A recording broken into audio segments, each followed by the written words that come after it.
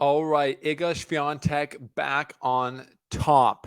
Wins Roland Garros again for the third time, fourth major title. And yeah, she's definitely still the number one player in the world if anyone had a doubt. But it was a close match with Muchova playing very well and a great, great women's final that totally delivered as far as level, intrigue, closeness, everything you'd want. So let's break it down. Let's break down the final and let's break down what it means for both players in their careers and rankings and et cetera, et cetera. So here's the slice.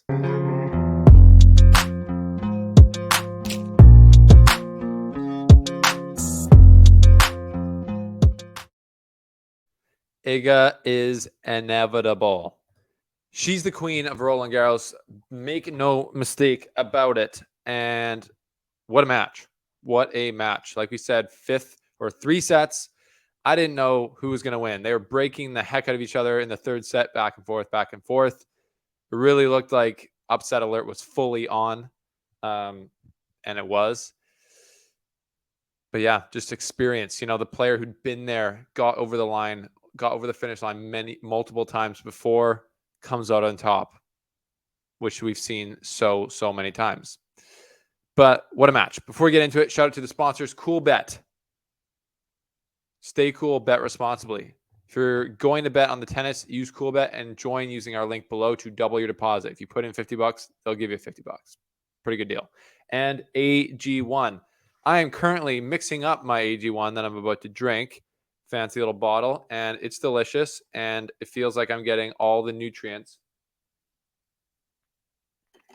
I need. That's definitely not true. It doesn't give you all the nutrients you need, but it gives you a great baseline of nutrition to start your day, so your body is healthier. Just big sense. So if you've been thinking about trying it and you want to start, click the link below. It supports us, and you get a free gift in there as well. So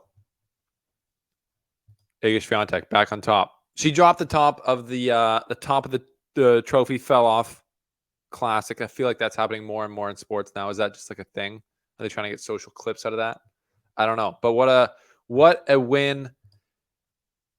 Swiatek gets to. I was just looking up the list of Grand Slam women's champions, and there you go. Iga Swiatek has 4, ties Naomi Osaka, Klim Kleisters, and moves closer to tying Maria Sharapova, Martina Hingis. Just how high up this, it's a shame. Ash Barty, rest in peace, Ash Barty. That is crazy. So she ties Naomi Osaka. Is she the most dominant player since Serena Williams? I think that's a big question. I would still have loved to see Ash Barty and her going at it. And if Naomi Osaka was not having a child, you would hope that she would be back to form.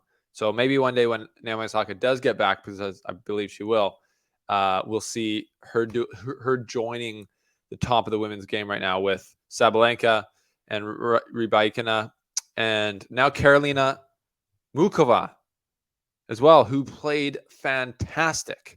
She is now up to, in the live women's rankings, she's now up to 16 in the world, up 27 spots. Huge jump for her. So she's now just a contender at every tournament she plays, you got to think. And what a run she had there. She was, obviously upset Sabalenka and almost upset Swiatek in the final. So let's break down this match. What happened in the final? First of all, this is a little how we got there. Swiatek takes out Coco Gauff and Bella Haddad Maia fairly simply. Doesn't drop a set until the very final, which was crazy for Swiatek. Muchova takes out Pavi, then Sabalenka. Tight match here. And then in the final, comes back. It didn't look close at the beginning. It was looking ugly. And she turned around that second set.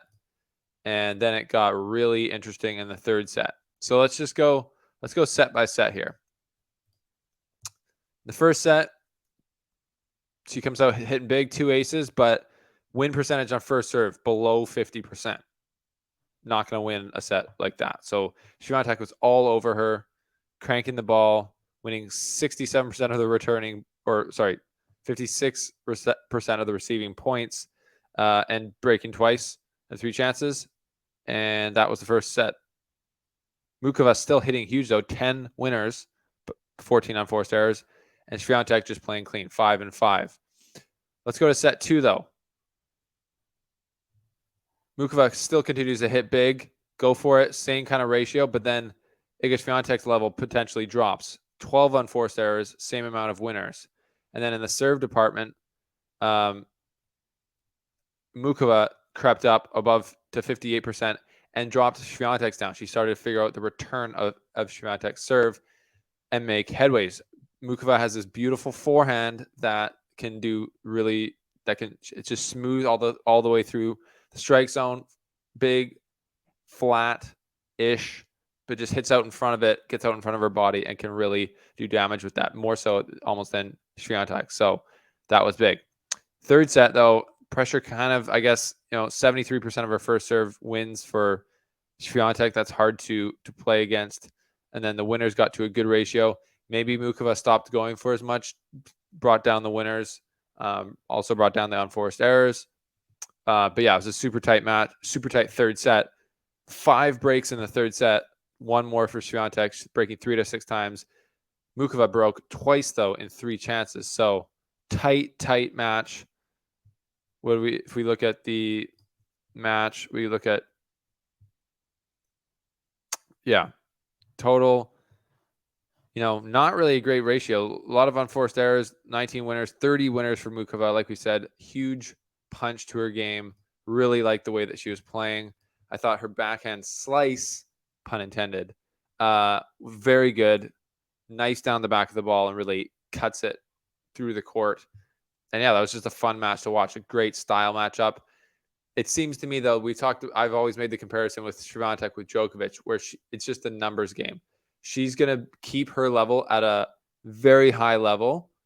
You can beat her. You can go above that level and hit through her, and you have to. But it's hard to keep that up throughout the course of a whole match and to do it consistently. Other players' levels go up and down. Swiatek seems to keep it very high with less room between her top game and her bottom game. It's just pretty close, and that's how she wins. That's how she kind of ground and pounds players. She just doesn't let them. She doesn't give away anything. You have to go take it. And it's hard to do that against someone who's so good at defense, has all the shots, and is super mentally strong. So Iga Swiatek, big win. Big win for Poland. Number 4. She's the clear number 1 again, or she still stayed the number 1. I think if Sabalenka won the tournament and Swiatek lost earlier, she could have taken over, but she didn't. So big win for Swiatek. She stays on top. Super impressed, though, by Karolina Muchova. So let me know your thoughts down below on the match, on the women's whole tournament. And that's that. Thanks for being here. Check out AG1 down below to get your nutrition right. And Coolbet, the official sports book of the Slice.